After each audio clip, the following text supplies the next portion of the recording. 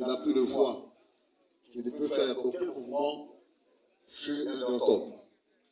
Et je veux le démontrer, vous n'avez pas dit, pour un rappel, parce que la parole est donnée dans toutes les églises, dans toutes les chapelles, partout où l'on sait qu'il y a un créateur.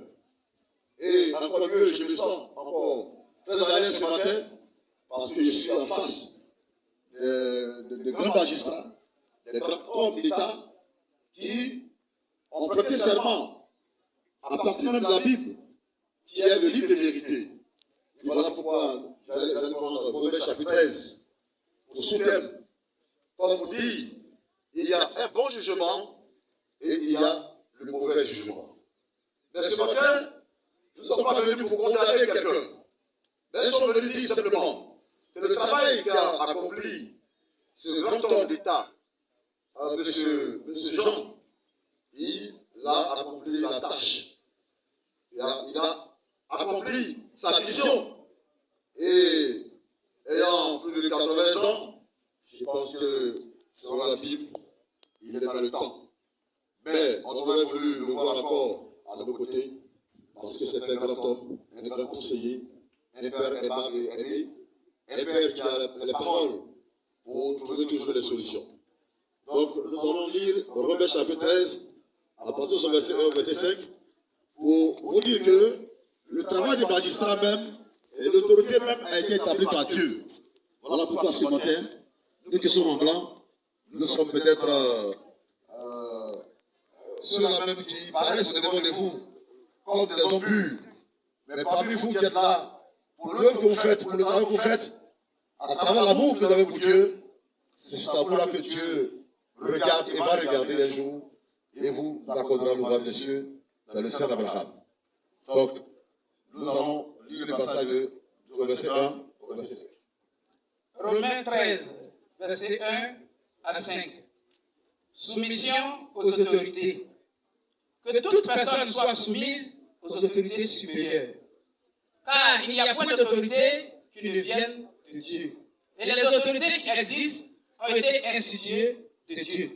C'est pourquoi celui qui s'oppose à l'autorité résiste à l'ordre que Dieu a établi.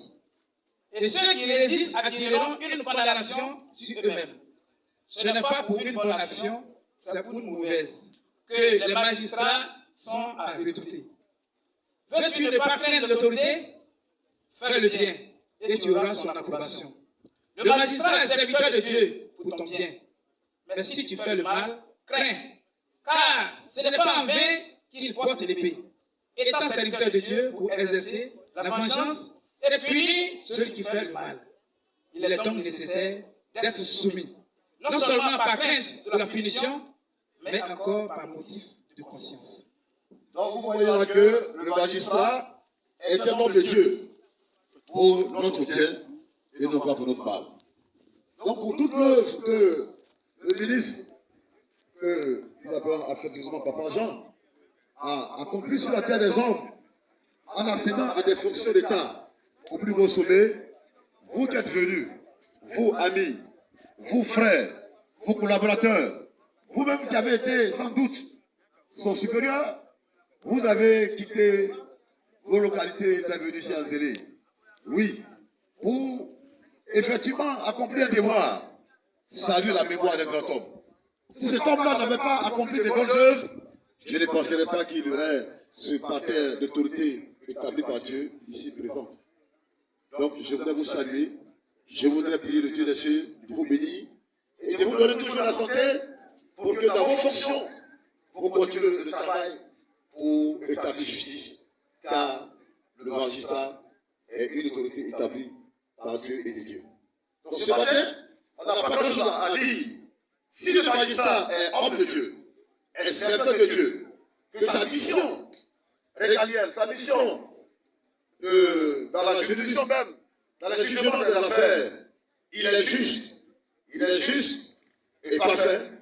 Nous pensons qu'on n'a pas besoin d'aller dans les chapelles pour encore crier. Mais déjà, par ses œuvres, sa récompense est là accordée. Donc ce matin, nous sommes heureux de savoir que Papa Bouchon, Il fut un grand magistrat, une autorité établie, et il a accompli de grandes choses. C'était un monsieur très discret. Il arrive parfois même à l'église, je le confondais même parmi les fidèles. Des fois, j'ai dit, mais qui est là? C'est lui qui dit, mais Papa Jacques, c'est ton frère ministre. C'est là, on sait que le ministre est là. C'est un homme discret. Donc, ce matin, je ne voudrais pas aller trop loin, mais c'est pour dire, heureux dès à présent ceux qui veulent dans le Seigneur, car les cieux, a dit l'Apocalypse, chapitre 14, au verset 21. Paix sur l'âme